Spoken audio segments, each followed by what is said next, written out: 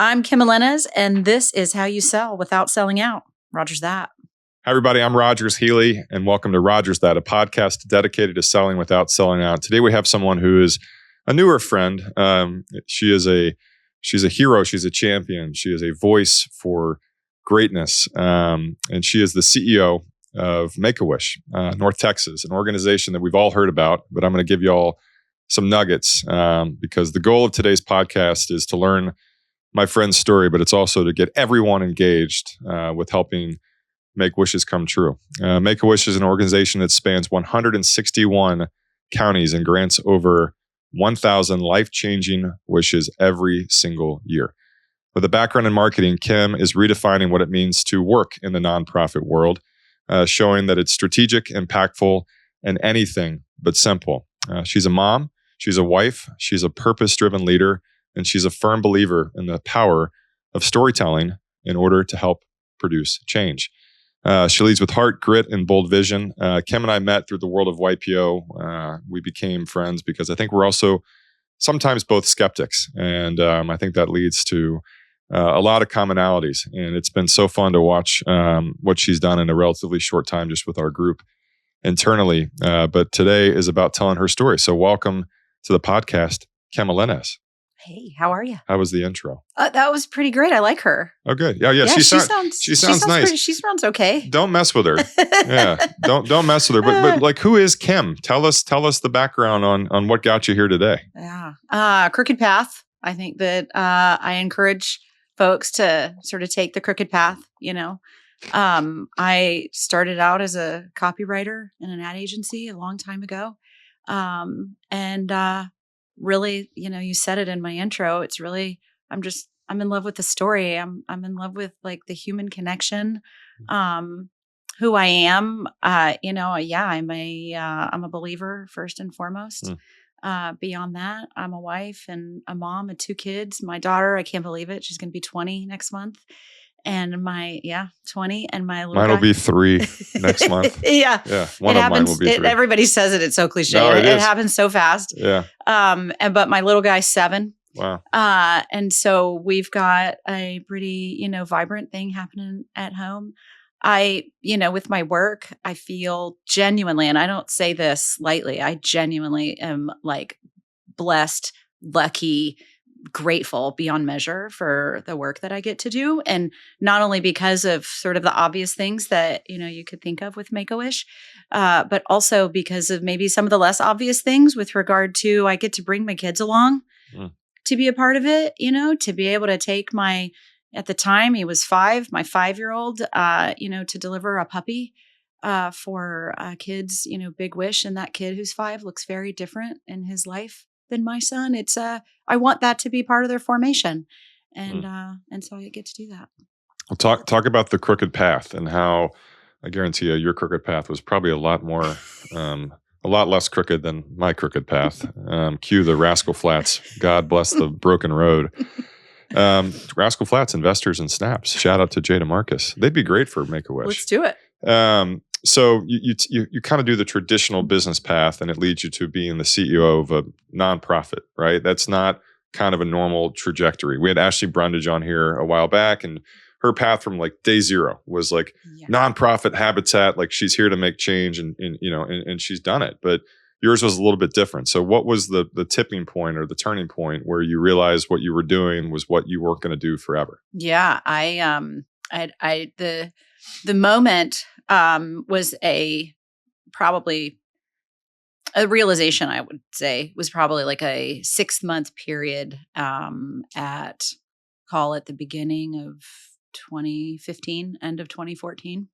I had just come off of, or I was transitioning out of D Magazine. I was a group publisher there for a few years. And my husband's company moved us. They said, we need you guys to move to North Carolina. We had been here for, a long time. And they said, we need you to move. And so I loved my work at D. I really, truly, the Allisons are just a fantastic, dynamic, interesting group of people. And So leaving that job was really hard. Like I thought that, as somebody who I felt like I had, really at the cornerstone of who I was at the time professionally, I felt like I was a brand strategist. And so to be able to go from the move from working in ad agencies to be able to go, really run a business among one of, particularly at that time, certainly now as well, one of the strongest brands in the city, was just an awesome opportunity. So at the peak of print as well. Totally. Yeah. We were like really, it was just a really fun time. We had at the time, Wick and I were leading the DTV, which was a TV thing for a while. I used to go watch it. Courtney Kerr and Lisa Pinheiro. Yep. Both were on the podcast. Yeah. What was the other lady's name too? She was like the Joy Behar type. Shoot. It'll come to me. Was it Deandra Simmons? No. Or it was okay. Either way, No. DTV. I remember you filmed it in Addison. We did. Yeah. And Kimberly Schlegel-Whitman was on another show, and so we were doing all that at the time, and we were having so much fun. Trying to make money was hard, but so when his work said we need you to be in North Carolina, I'm from Virginia, so it was sort of like going home again, and my daughter was 8 or 9. And so there was some, let's just go like have this adventure. Like, let's go try this thing. And so I actually commuted back for D for a little while, but, that wasn't meant to be for a long time. So as I left that and we're in Raleigh, we didn't know anybody there. And we're just like kind of trying to make a new. Your husband was working for UNC or for Duke? No, he worked for McDonald's Corporation at the time. That was my next guess. Yeah. And so they needed him. They wanted him to go like run marketing on the West Coast. And so I had this minute where I was like, okay, hold on. I've never had this career opportunity to be able to like literally like lower my shoulders and say like, what do I want to do? Like, what do I want to be about? And I just had this on my heart and my mind. I just had this voice that said like, go run a nonprofit, like go put your talent to use for something in the greater good.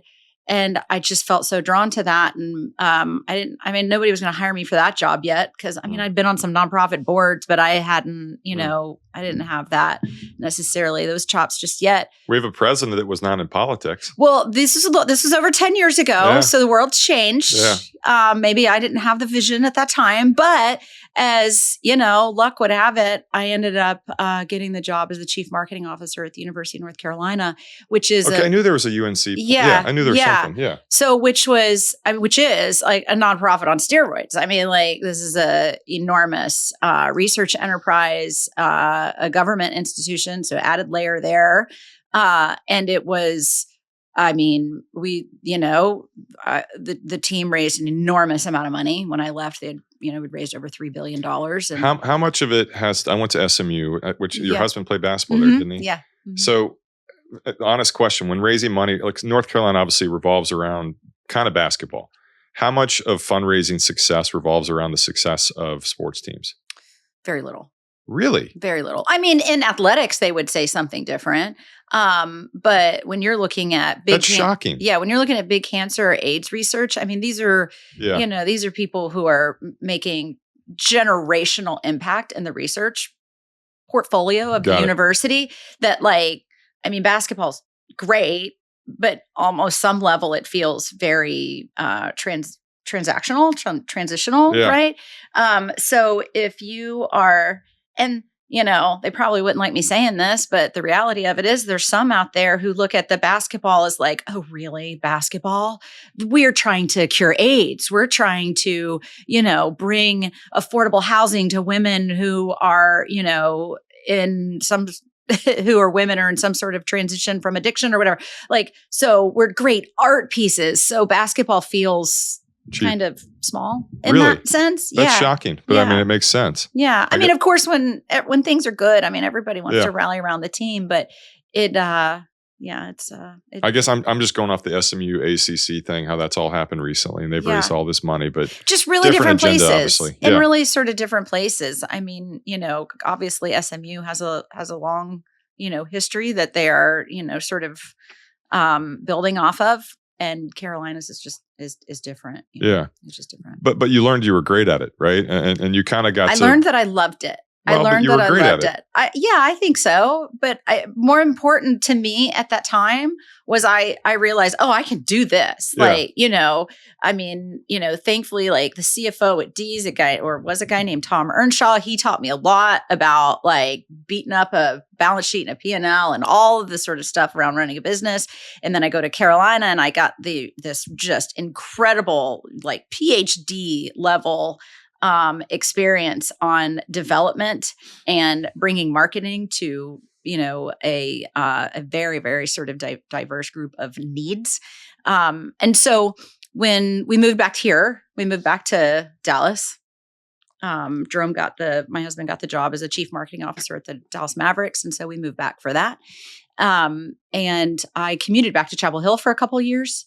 No way. Yeah, I did. And I ended up going to work for a small nonprofit for a very short period of time. And then that really wasn't a fit. And I ended up going back to the agency world. And it was great. It was good. It was good, but it wasn't it, right? Like that thing back in 2014, 2015, like kept calling. And so when I saw this Make-A-Wish job posted on LinkedIn, I was like, well, shit, that's mine. Like, that's mine. That was 10 years, like back in 2014, 2015, when I had this realization that I want to run a nonprofit. That's the one.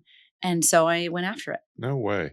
So I think I had a midlife crisis, and it was something I never would have talked about. But late 30s, I think for anybody is a unique time. And I was at coffee with a guy a few months ago. This guy named Nick Clark, who had a great company called Desk, and he sold it. And we were kind of getting to know each other differently. And I was like, I think I had a midlife crisis. And he's like, that's great. I was like, really? Not that you did.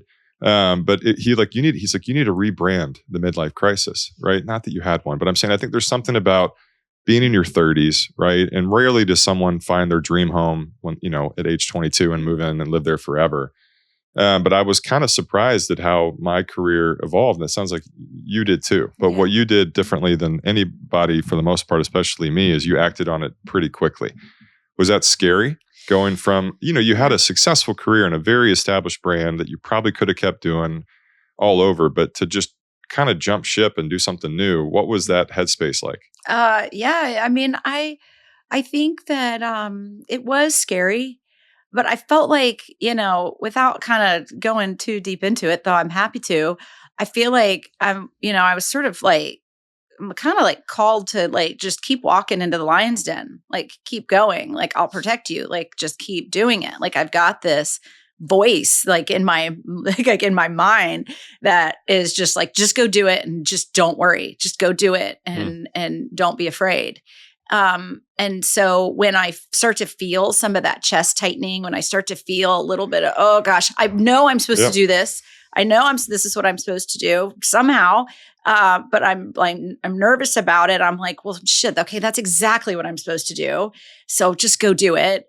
And really like, how bad can it be? Like, cause I felt like, I always had this feeling in my head, like when I worked for Omnicom and, I like ad agency world and I did really well there.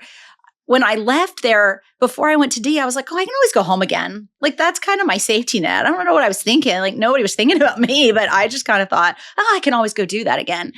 And so if these little experiments sort of fail, then I'll just go do that. So, but then you apply for the role of CEO of Make-A-Wish, which I would say is arguably the most recognized charity in at least America, North America. And I don't travel much, but you're over 1,000 counties or 161 counties. 161 counties. Yeah. Is it just North America? Is it North America based or America based? No, we're global. So it's global. It's the most recognizable charity in the world.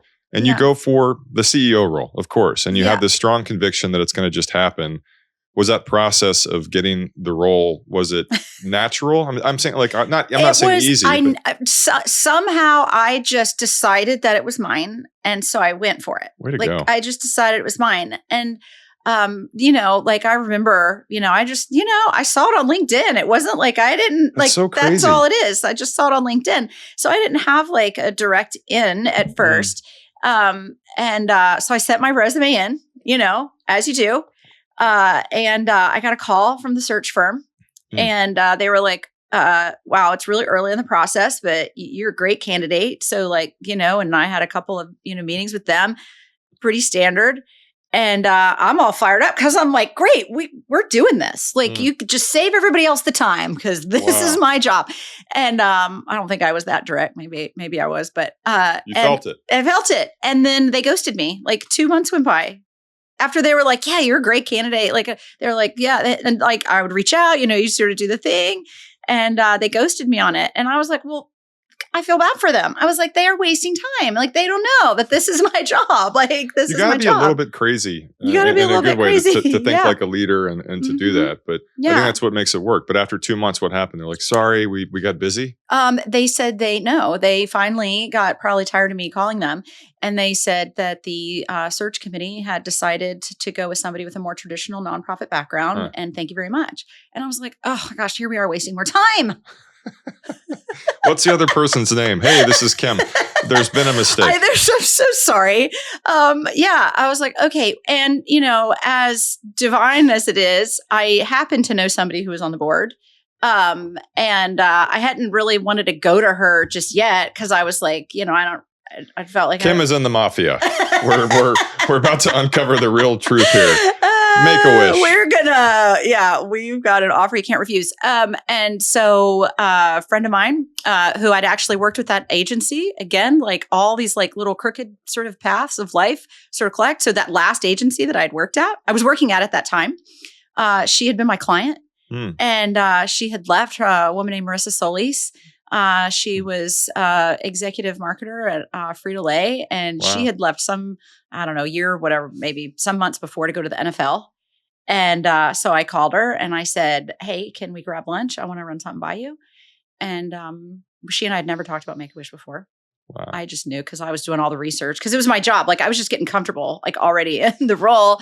And we went to lunch and I said, hey, I'm really interested in this. I think I would be amazing at it. It's mine. And I said, I'm not asking for anything other than just put my name back in. And she said, heck yeah. So, and she did. And so it worked out. After I went through the full search, she wasn't on the search committee. I went through the full search. I did all the group, sort of things, presentations, all of it. And it was just so much fun. It was so much fun. And then you land the role. And I get the job. So when was this? It was July 11th, 7/11/22. So you land the role kind of mid-COVID, peak COVID, and then you just come in like guns a-blazing, ready to go and change the world even more than they already have. What was the first season of running the company and being the CEO like? Surprising, like all in a great way. I'm saying what did you learn about yourself in the process? What immediate impact were you able to make? And then how did it immediately change your life and your families? Yeah. People, we all individually feel this way, but I think as leaders, sometimes we forget that, we're investing all of our, hopefully we're investing a lot of our energy and our enthusiasm and our love and our hurt and the stress that we take home with us. We're investing, like we're living all of that. Right. And it's kind of a no duh, but everybody feels that way, regardless of your role. You don't have to be the, chief executive or on the senior leadership team to feel that. Like we're all going to work and we're all having stress at work and we're all sort of dealing with it. And then we're, taking it home. And so for me, I think one of the first really quick sort of realizations I had was just a lot of the stress that the team was carrying. The organization had, my predecessor had left not quite a year before, so they'd been without a CEO, so sort of languid in their, kind of vision and what does it all mean and how are we gonna, how's this whole thing gonna work out? And I just really felt like really drawn to sort of say, okay, the first thing we need to do is we need to provide a stable environment for people to feel like we got this. That work there. Yeah. And how long did that take to really put in place? I think that is going to be a forever job. Really? Yeah. Okay. I mean, I feel like as a leader, it's not just my job to like just sit here and get to do like fun podcasts with you, like to make sure that, the team that I have is, feels like supported, and it's hard work, I mean, it's hard work walking with families at the time that our team walks with them. And that's not just for people who are on our wish granting team. That's for like everybody is, I mean, in there. How do you keep I don't know if this is fair, but like keep the spirits high. I mean, obviously you're Make-A-Wish, it's life changing, but Yeah. it doesn't all come with probably great news all the time. So how do you keep Yeah. the locker room, Yeah. pumped up? Myself and the senior leadership team, we try to be really good listeners. We try to give them what they want. And that's the same as probably any organization in a lot of ways. Like, what's my growth plan? Right? Like, what are my benefits? We've got a couple of open positions right now, but once those are filled, we have 50 people on the team. And all except for one are women. And so Really? Yeah. Is that normal for a nonprofit? I mean, I think it skews women, but that's really weird. Really? Yeah. So if there's any guys out there listening and they want a job at Make-A-Wish, please go to our website and check out the openings, because we'd love to have more men. But I think we need to listen to them. We need to like, we've got like, I say this, periodically, and I hope that folks like appreciate that I genuinely mean, like, we have got the opportunity to create the workplace of our dreams. Like, we're going to spend more time with the people we work with than the people that we love at home. So the responsibility is, let's make it exceptional. Let's make it a workplace of our dreams. Like, I don't care about the way like things have been done, or certain, oh, well, it's supposed to be like this, or it's supposed to be like that. No. Like let's enjoy it. Let's feel alive through it. If we don't have joy in our work, then how the heck are we going to deliver that to the families that we work with and that we serve? So that's a great responsibility to me. I take that really seriously. Describe your leadership style in one word. Oh, darn it. Or maybe like flawed. Flawed? Crooked. But for real, was it? Honestly, I'd say one word, really, and this is going to sound a little sappy, so I don't mean for it to be sentimental. It's not, but it's really love. Well, it works, and love can be defined multiple ways, and it's done. You're running a business, and a massive business at that. Love does not mean that we're always necessarily saying what you want to hear. Yeah, like real love, agape love. Exactly. Yeah. Okay, the process. Talk to me about, so people can get educated. And I know that when we had lunch, you mentioned when Kyle and I were with you, the rush wishes and all that. So maybe give us a little bit under the hood as to how the stuff really works, because we read about or see about like John Cena and being which is just awesome. It makes you just a fan of these people, even if you're not. What's the process like? So if you're a parent, you have the absolute worst day of your life. You get notice that your child's got some critical illness. That's what it is for us. It's not terminal. Not all our kids. In fact, most of our kids survive. Really? Yeah. It was years ago. I don't even know, 15, 20 years ago that the organization pivoted from terminal illness to critically ill. When did Make-A-Wish start? 1980 in Phoenix. And who founded it? It was a group of, it's a really wonderful story. I'll keep it brief. A really enthusiastic group of just folks, like just people, really all came from one child named Chris Grecius. Chris and his mom was a single mom, and Chris was diagnosed with cancer, and it wasn't looking very good. And mom was also getting her degree at the time, and so she was over at a friend's house. And Chris wasn't doing real well. He was laying on the couch, and mom and this friend are they're doing their study thing, and this friend's husband comes home from work, and he was a police officer. He's actually an immigration and Border Patrol officer. He comes in his, uniform, and Chris jumps up off the couch, and the guy, his name's Tommy, he tells the story beautifully. Chris jumps off the couch and he salutes him, like an officer, and he looks back at him and he salutes him back, and they have this connection. And so Tommy says to Linda, Chris's mom, when the time comes, if there's anything I can ever do, you let me know. And so a little bit of time went by, and Linda called up Tommy and this, sort of other like group of people who had kind of become close with them, and said, it's time. And man, they threw him. They made him a police officer, Mm. and they threw him the most epic experience, right? Like the whole thing he had. It's 1980, so it's like full on Chips uniform. They put him up in the helicopter, like the police cop. Like we don't do that anymore. Yeah. Like all the risk, but and they, made an absolutely extraordinary experience for this kid who passed away. If I'm getting my facts right, about a week later. And then all the way down to giving him an officer's burial. Mm. So truly they did it. And from that, NBC ended up doing NBC, I think it was at NBC Magazine or something at the time, ended up doing an article. And so it just sort of bloomed, and now people from all over the country are calling them saying, hey, like we want to do this thing. So they incorporated it a few years later, and then chapters all over the country started to pop up. We were actually the 6th chapter to start, and we've done about 14,000 wishes here ever since. Unbelievable. So the process. Yeah. So you get maybe the process for people that are watching and listening today and in the future and forever, the process for helping, right? So like say somebody wants to, maybe it's a celebrity, maybe it's somebody that would be a wish grantor watching this. What's that process? And then as important, the process for actually helping the nonprofit say yes to more wishes. Yeah. To help, there's, some pretty sort of basic categories, right? Time, talent, treasure. We need volunteers.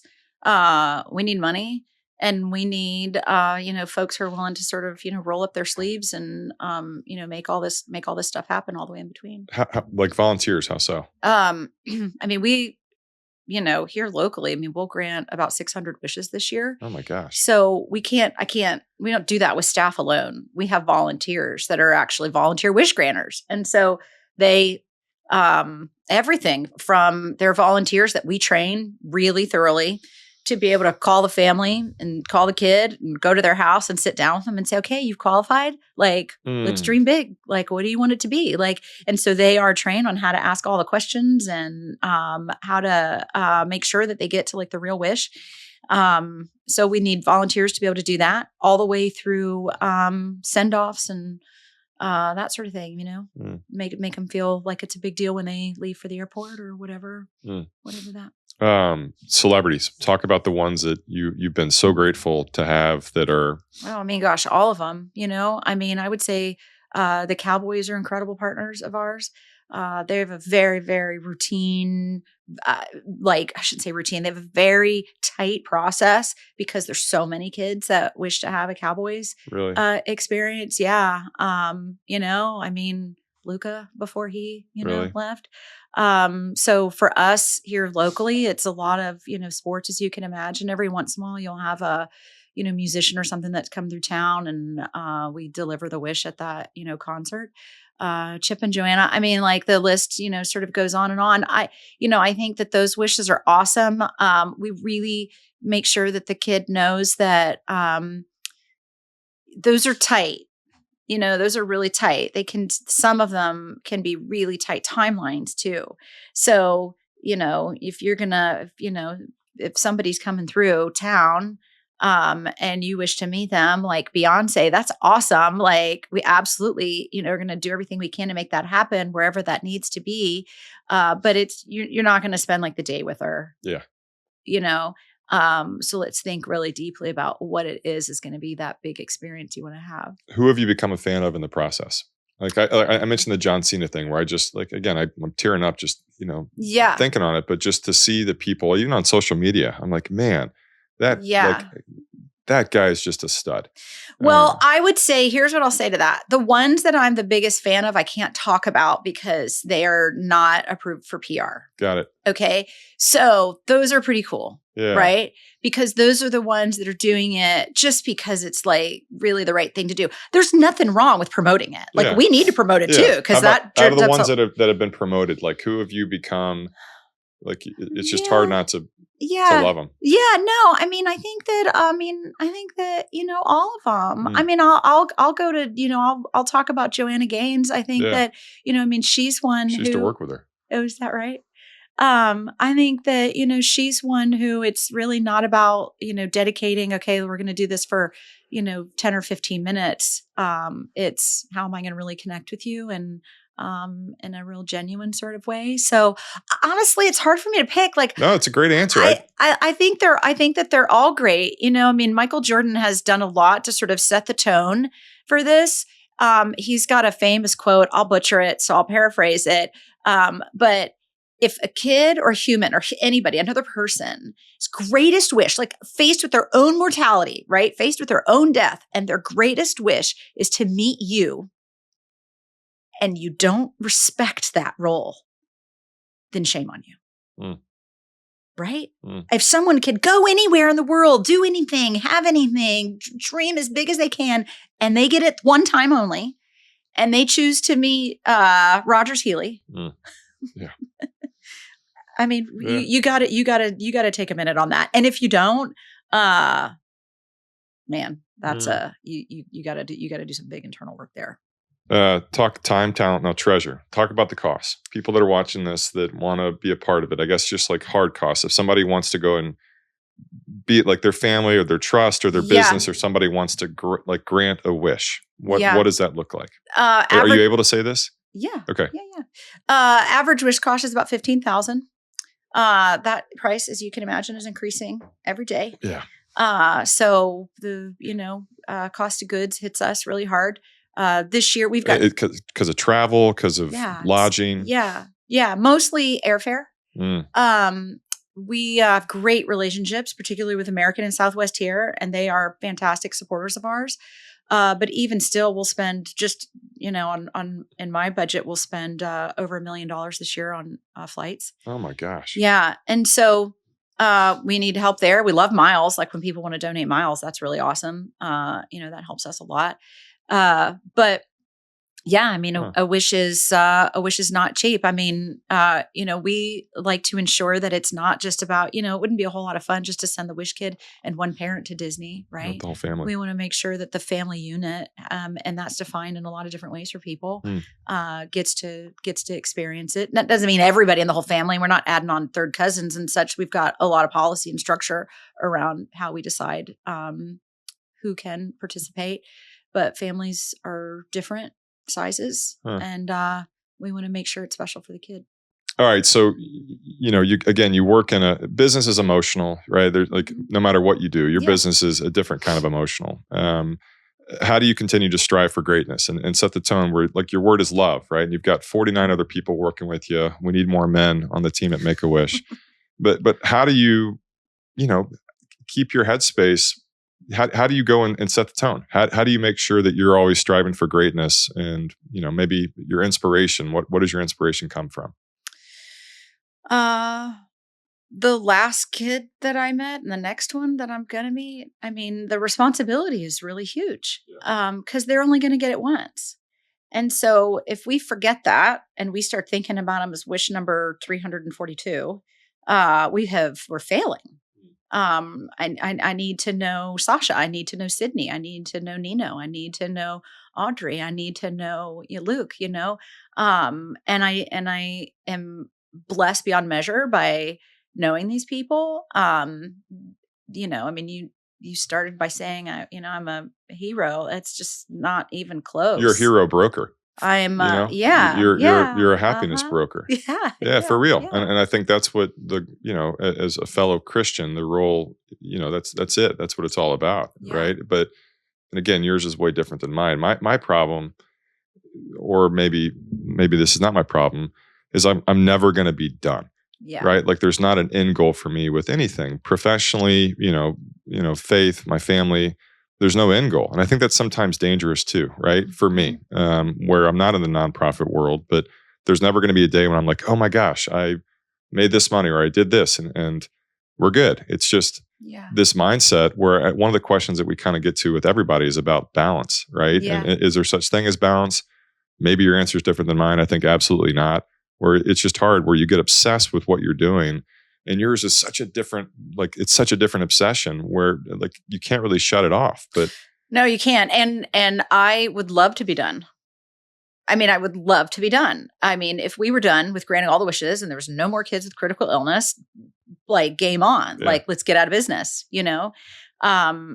in terms of balance, I think that it's pretty cliche, but it's like surfing, riding a wave. I mean, there is, you're the one in balance. Like you're the one who's got to figure it out, and nobody else is going to do it sort of the same way. And so, oftentimes, I don't know if this is healthy or not. I've chosen it and I'm very at peace with it.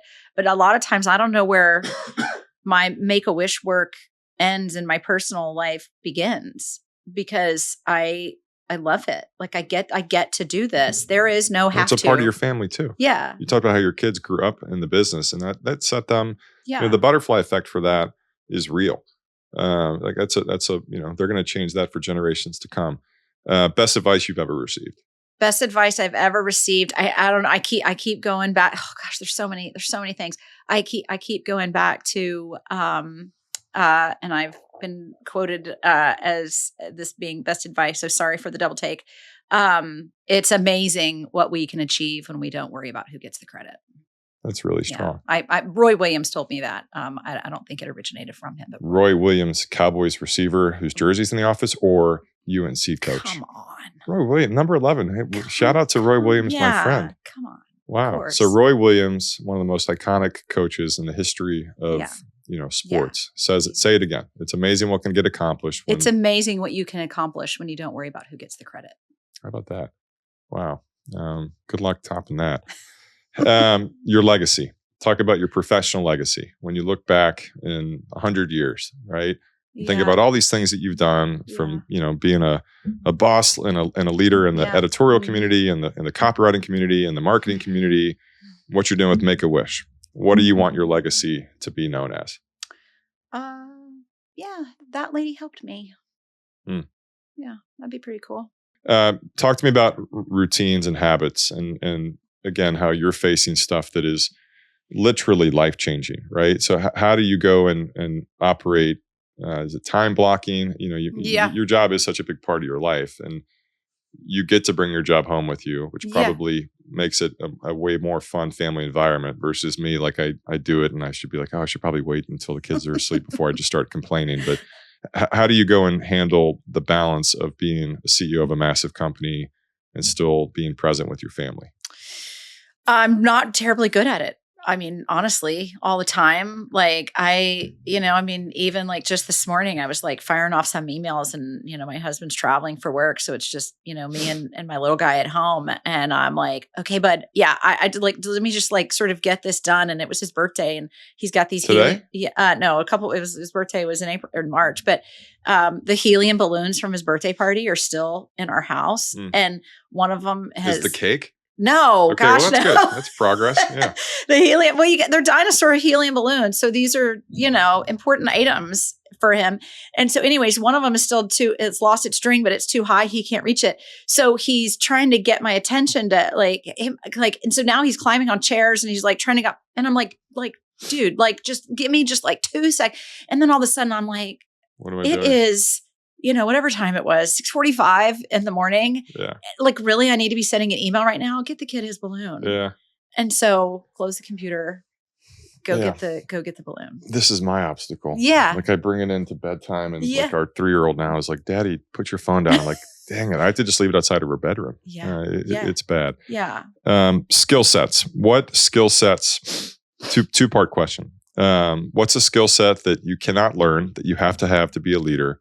What's a skill set that you can learn over the course of time? Or a skill, not necessarily a skill set, but I'm saying what's something you have to have internally wired to be crazy like the two of us are. Yeah. To do something. I think this is a skill set that's in everybody, in some way. They may just not have found their like sort of how they want to direct it, but you got to care. Like you can't teach somebody to care, right? You just can't teach them to care. They can, I'm sure there's stuff they do care about. It just might not be what you've got. And that's cool. Like, let's help them find that other, let's find that other thing. In terms of, and then I would say tenacity. I don't think you can teach, tenacity. I don't think you can teach, hopefully you can find it, but I don't think you can teach hunger. To be really hungry for it is I think a difference maker in terms of what we, can achieve. What can be taught? Oh gosh, like subject matter expertise. So the best way to support you and Make-A-Wish, like what are our direct marching orders? Like you mentioned the cost, it's $15,000, but people can donate miles. They can donate, I'm assuming other things too that kind of fall within the filters. But what's the actual best way to support y'all?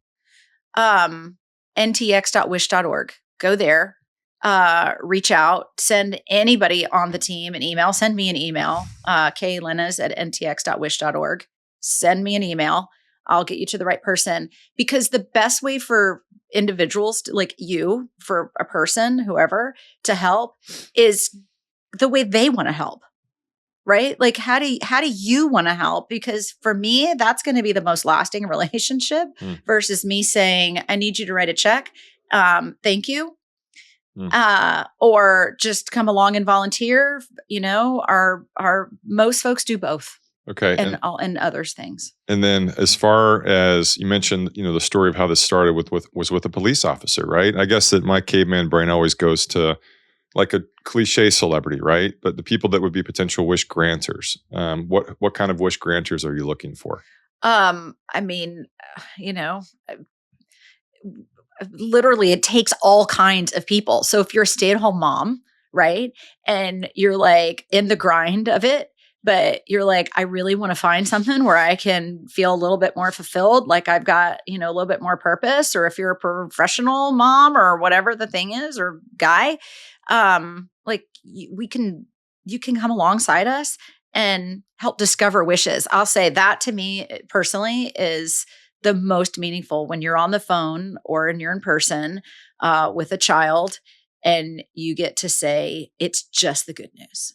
Like, it's just the good news. We're not talking about, with parents, I mean, all the muck of insurance and getting in to see the doctors and the timings of it. And you still got to work and get off work and all of life is still happening. And now you've got this thing for us to be able to call and to say, or sit down with them and say, all we're going to do is talk about you and what you want. Mm, That's a pretty cool first way. But yeah. it's awesome.